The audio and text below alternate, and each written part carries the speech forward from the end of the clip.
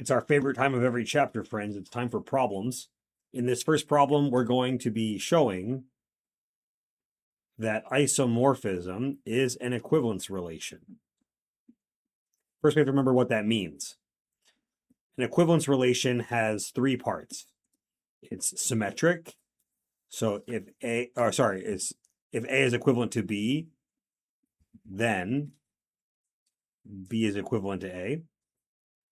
It's reflexive, namely A is always equivalent to itself.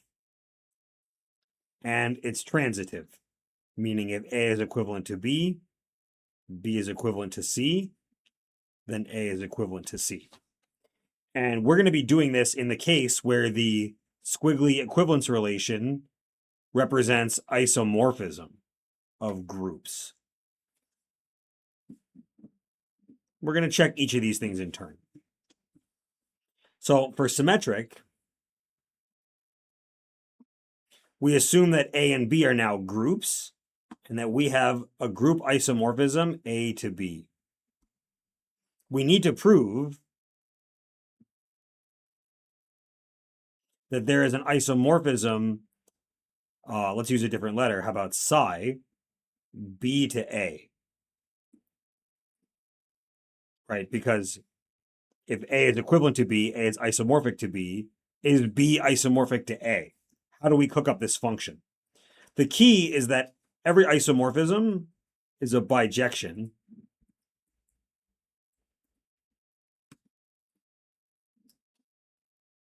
And so every bijection has an inverse function. So we will define our psi as the inverse function of phi. That handles the existence of the function, but we have to check the equation.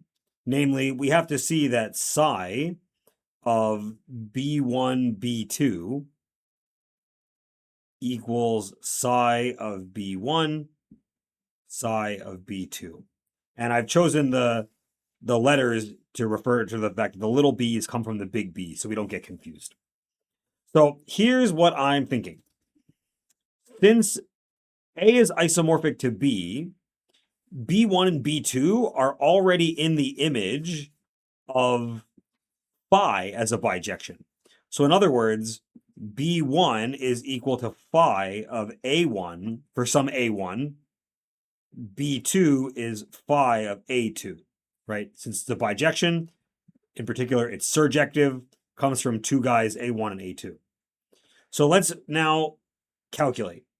We have psi of phi of A1, phi of A2.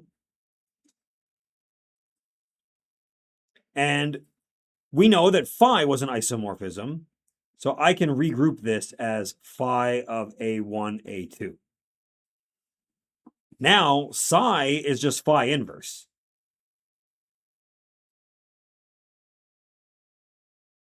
So, of course, these cancel out, right? And we just get A1, A2.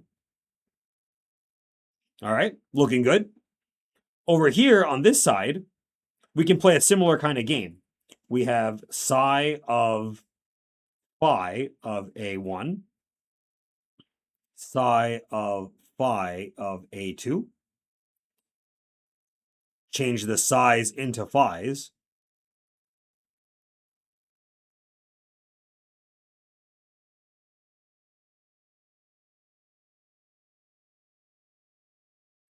And as before, cancel these out.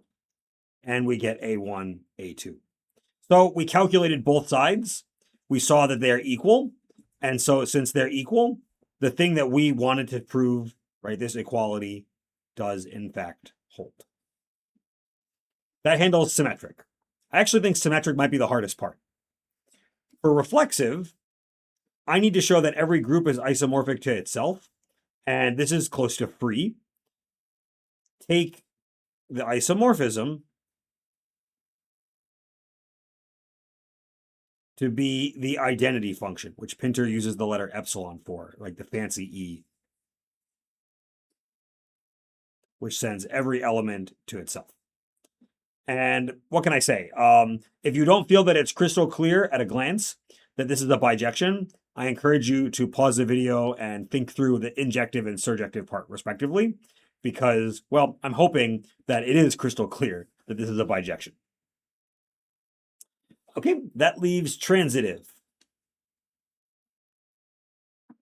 Transitive tells me I have an isomorphism from A to B and another isomorphism B to C. I need to find an isomorphism that goes directly A to C.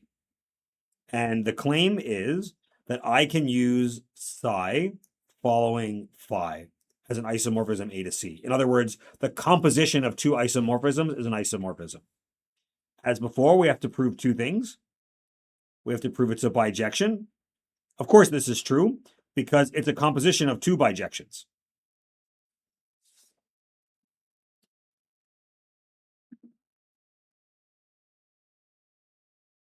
So we're happy with that. Then we have to prove the isomorphism equation, which is psi composed with phi of A1, A2 needs to be equal to psi composed with phi of A1 times psi composed with phi of A2. And again, we work through this by just essentially calculating one piece at a time. We'll focus on the left side using the properties we know. So we regroup this into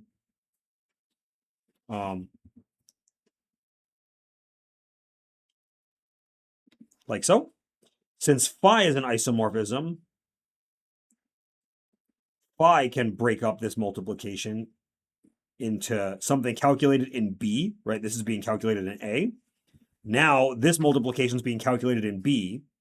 And since psi is an isomorphism, psi can break up calculations that are done in B.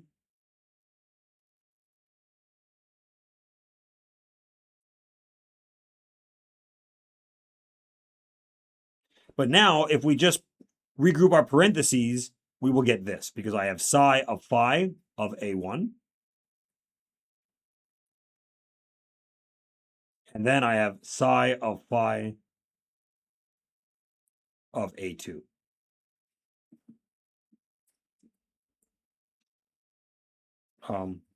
Sorry, this is not the correct notation. What I said was right, but I wrote it not quite right. All right, now it's looking a little better.